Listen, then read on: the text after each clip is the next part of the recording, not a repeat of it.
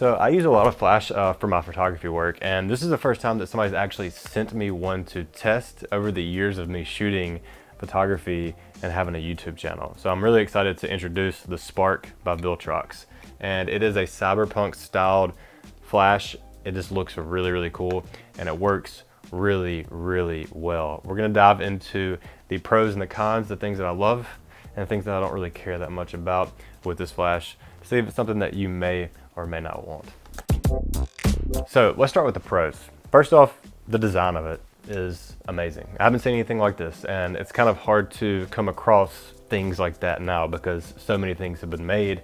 It's nice that Viltrox is actually creating something that nobody else really has, in my opinion. There's some out there that are similar, but this one looks the best in my opinion.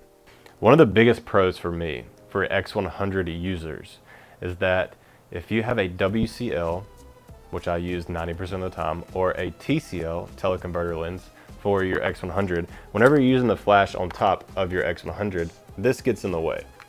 So the flash cuts half of your frame out because it is so low in comparison to the actual lens. And when you put this on there, you don't have to worry about that. And I used this on a 35mm to 150 on my Nikon Z8, and I used it at 150, which is a very large camera and lens, and it works great on that as well. So this is an all-arounder for me, and it's a no-brainer. Okay, so as you can see, right now, if I don't use the flash, and I just use the one that's built into the camera with the TCL or the WCL, and it looks like this. So I'm seeing the flash itself. If I put this flash on there, you'll be able to see huge difference. Okay, there we go. Perfect. We can see you. It also comes with a little modifier, which is great to have. You can just clip it on really easily. And I used this the entire time because I like to have a little bit of softer light. So that is really nice. This comes in two colors. It comes in gunmetal gray and tundra green, which is kind of like an army green, but maybe a little bit more vibrant. And I think that will be great for some people, but for me, the gunmetal gray works really well for the X100V that I'm currently using, and I used it on the Leica Q2, and I have a really good reason behind that as well. So with the X100V and the Leica Q2, you can shoot up to the highest shutter speed that you possibly can mechanically, and this flash will keep up. I've tried it on both of them, and that is something to be excited about with this particular flash and the combo. I do think this flash would look great on a Nikon ZF as well, or even the A7C series of cameras. It is a 26-watt flash, and it has 7 stops of control, so it goes from full, which is 1/1, to 1/64 power. And that's typical, but I just thought you should know about that. It also has 2 different modes. It has manual mode, which I typically use, and then it has auto mode, so it reads based off of your camera's meter what it needs to do with the flash. It also has USB-C charging, so there is no double A's in this, and this can be a pro and a con, so I'm just going to split it down the middle and call it both, because you can only use this if you do have it charged.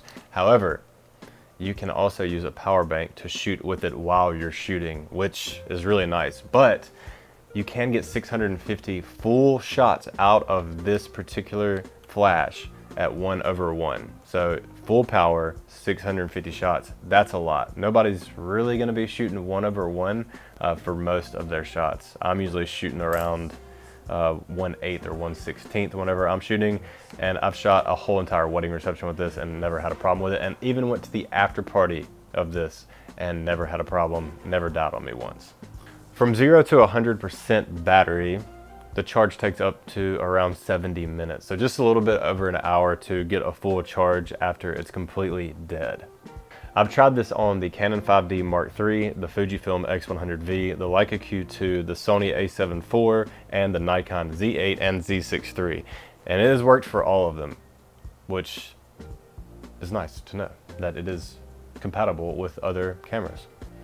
Now, a few more things that I think are going to be great about this flash is that you do have slave mode. You have S1 and S2. S1 is the one that I've used, so I can actually trigger it with another flash. In this photo that I'm showing you, I had a flash on the other side of the room with a trigger on top of my camera, and I had this flash on the other side of the room. And both of them go off simultaneously because this has a sensor on it to let it know what it needs to do.